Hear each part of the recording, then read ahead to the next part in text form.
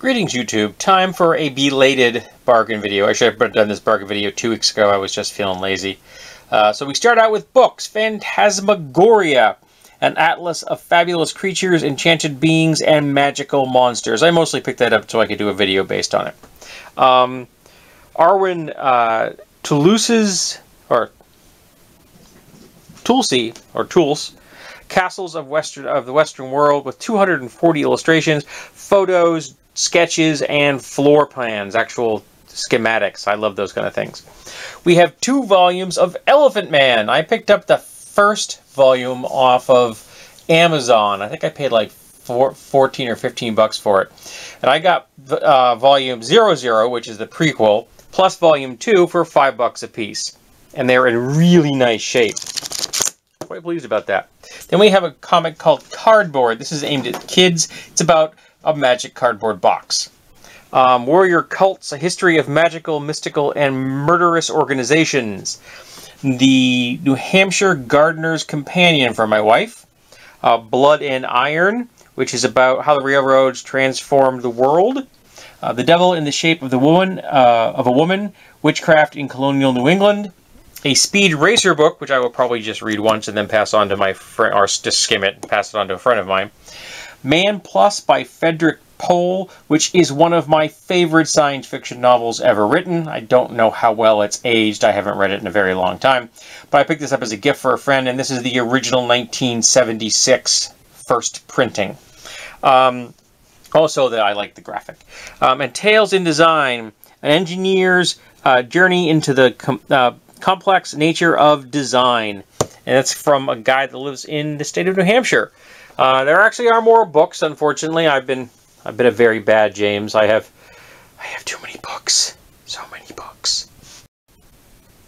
Here we have a Lake George pictorial guide. This is an old school one. We went to Lake George not that long ago, a couple months ago, and I thought my wife might get a kick out of that. I think I paid $1 for it.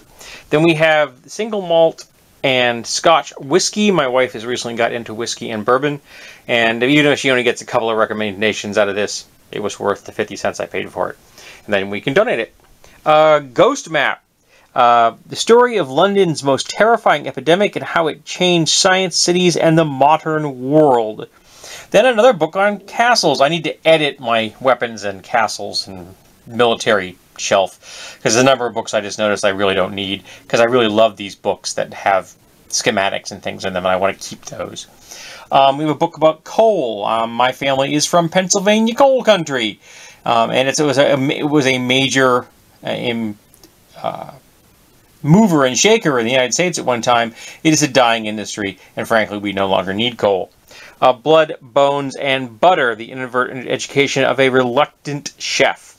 We have 2 seasons of Mythbusters, Season 3 and Season 4, and I think I paid $5 a piece for those or something like that.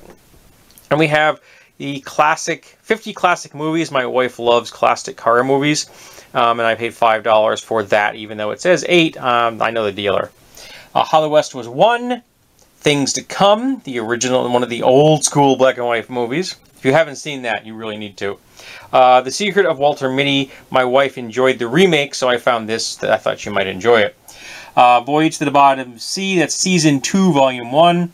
I didn't pay much for that one, and I want to give it a look. I remember have fond memories of that series and that sub. I believe I built that model as a kid.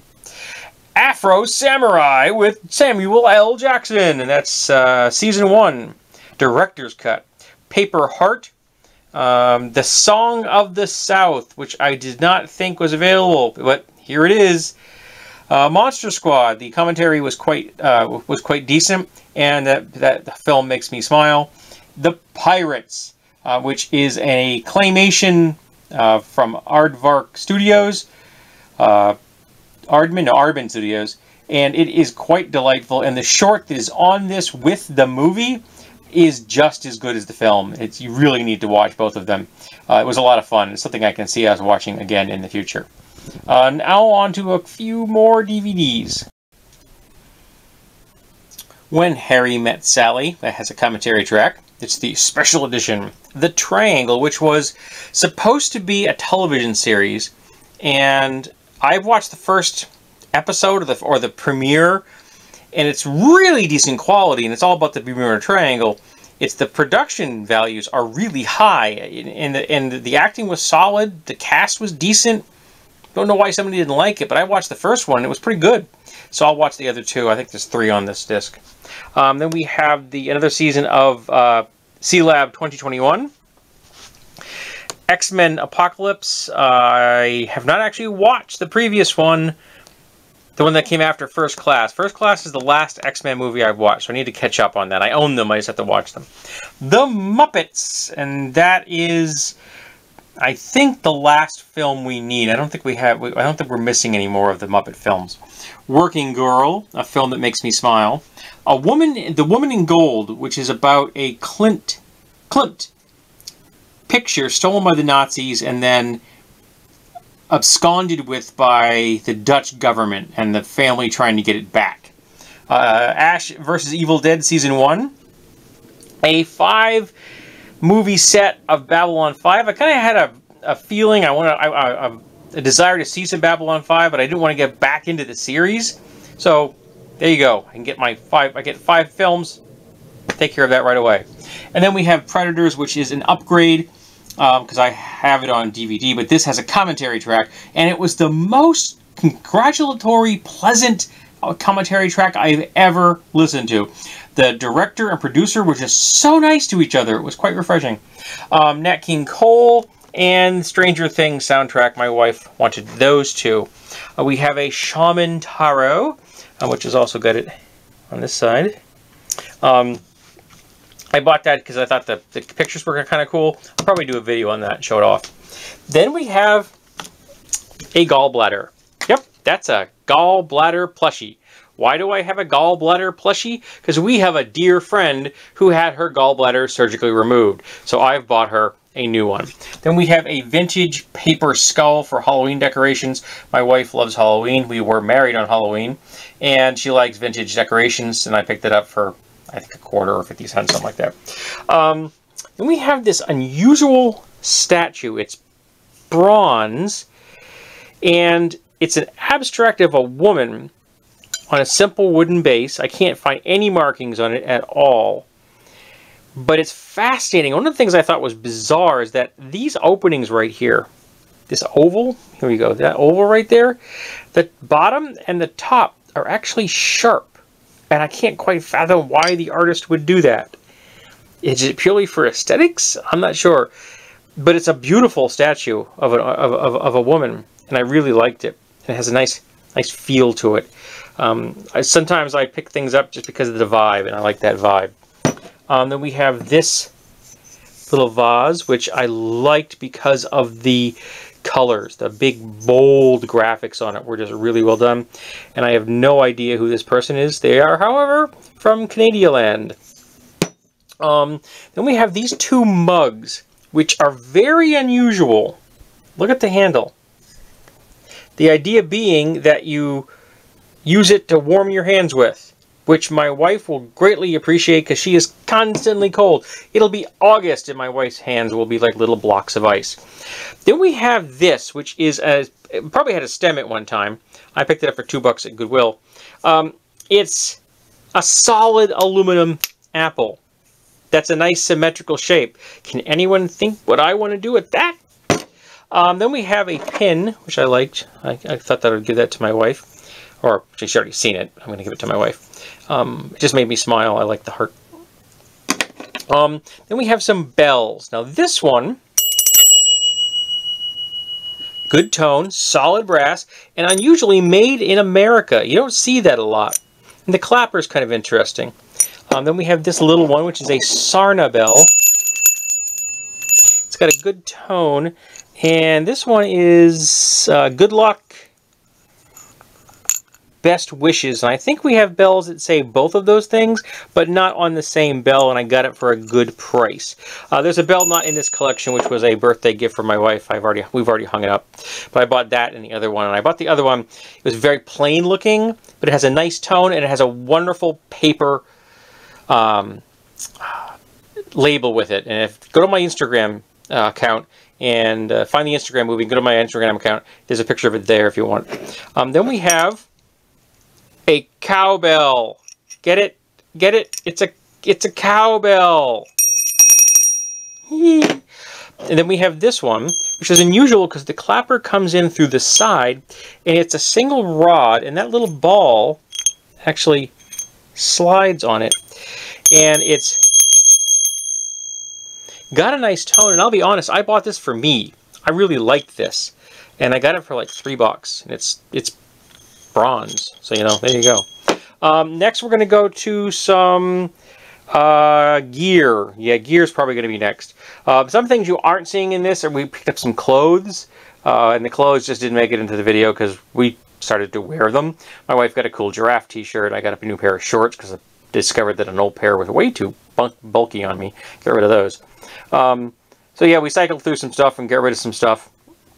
And frequently clothes don't make it into the videos simply because I put them into the wash and then we put them into our rotation and get rid of the stuff that we don't want anymore. So next will probably be gear.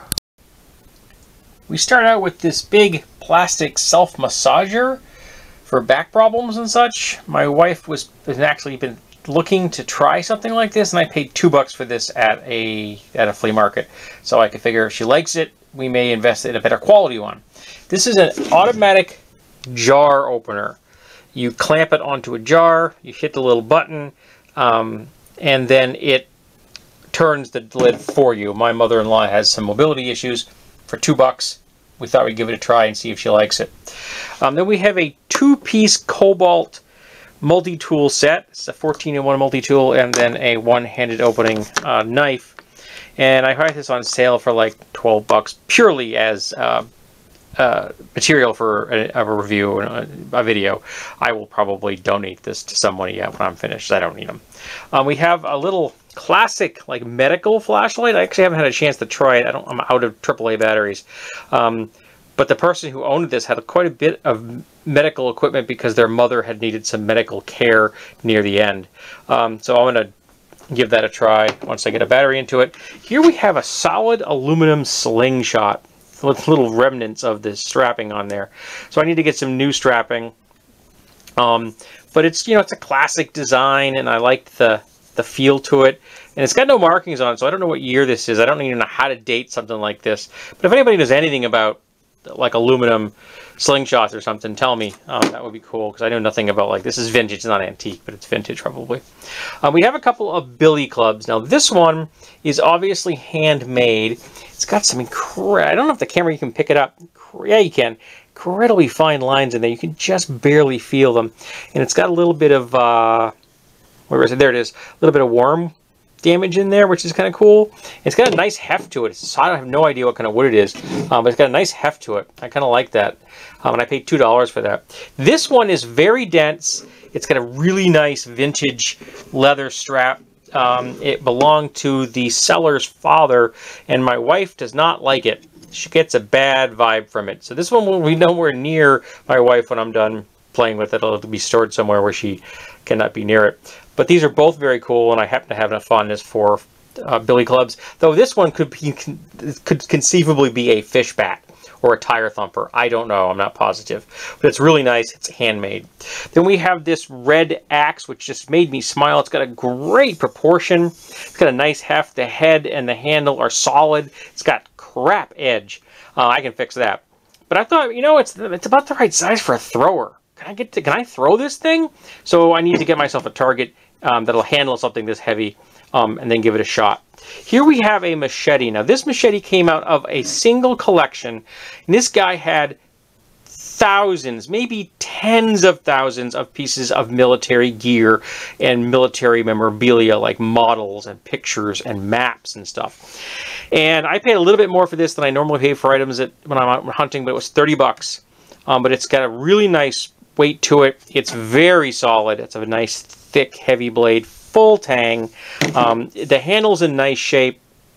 There's no marks on this, but a lot of this guy's stuff was Vietnam era. He may have been in the service, so this may have come out of Southeast Asia. I'm not positive. This is obviously a piece of commercial steel, but it may have been cut and made by someone by hand. I'm not positive, but the steel itself, I think, is commercial. But But again, I don't have any way of testing knowing what the hardness is or what kind of steel it is or where it's from for sure. It's got riveted here, so these are copper, I think. So I don't know if that's an indication. I just don't know enough about this. But I love a good machete, and it's really got a nice feel and heft to it. I got to put a better edge on it. The edge is in nice shape. There's a very, I mean, absolutely minuscule couple of flat spots in there that are fine. I can take those out just in the process of getting it sharp. But the blade is in really nice, and it's got a nice convex edge on here. So it was well cared for. I think I'm going to leave the patina alone and just put an edge on it because I just like the look. Here we have a goofy little bottle opener I got for my wife because it was the guys going, ah, I thought that was funny. A pair of real leather gloves. I picked those up on sale, so it was like $1. I got that purely for cosplay, for like costumes for Halloween, because the pair I've been using lately are just old and worn and they're starting to fall apart on me. So I'll toss those, and or I may donate them. Somebody may have a use for them, and I'll use these instead. But they were cheap and they're in really nice shape. Then we have this box which has got a bunch of old crappy drills that I bought intentionally because the day I bought them I needed some old crappy drills, and we broke one of the old crappy drills, which is fine. That's why I bought it.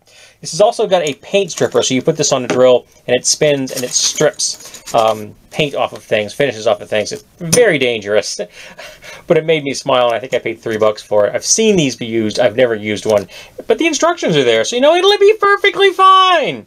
Then we have an aluminum speed square that's in really nice shape. We have a couple of measuring instruments, both for IDs and ODs. We have a funky wrench for my shop downstairs. This wrench, which has a star drive on one end and then a more conventional side, a hex on the other. Don't know what that was probably purpose built, but I kind of liked it, and I paid a song for it, 50 cents a piece for that. This is a actual US. Something just fell, sorry. A US-made Craftsman ratchet. I paid 50 cents for this, and this is a Hyde utility knife because recently the utility knife I had down in the shop broke. So I've got naked blades. I don't want to use those. So I'm going to put that in there and see if I like that. Then we have a tripod, which is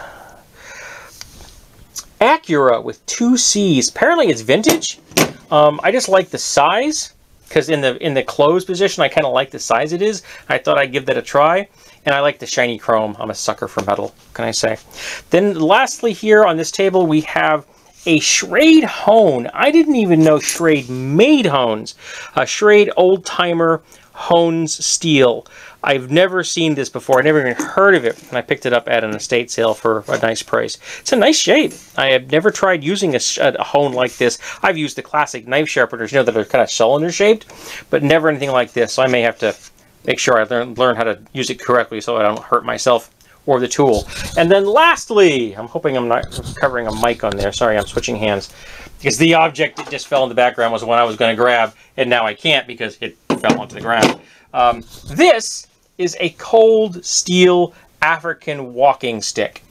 And it's solid plastic with a solid plastic head. It's got a big knob on top. I haven't tried it yet, but I've seen them online before. People use them as self-defense. I like the geometric shape of the head. It's just kind of cool. It's got a soccer thing, so you got hexagons and pentagons going on there. I really like that design. I like geometric shapes. It was $10. So I thought for $10, give it a try, see if I like it. And it's got a nice heft to it. I think that the best way to actually use this in most self-defense, especially against animals, would be to hold it here and then just use it, the counterweight, and thrust with it. That's going to keep an animal away from you. But if you really need to take a swing, that's going to do some damage to somebody. So there you go, folks. This is an overly long bargain video. I apologize. I need to now sort all this garbage out and put it away. That's what you guys missed that, because between each stage, I'm cleaning the table off, putting things away, and then I come back and load the table back up again and do it all over again. But it's been a cool collection here, and again, I should have done this a couple weeks ago, but I was just feeling lazy. And by the time I'm done with this, I'm going to be dead tired. It's my Sunday, and I have to work tonight. So you guys, I hope you enjoy, and I will see you in the next bargain video!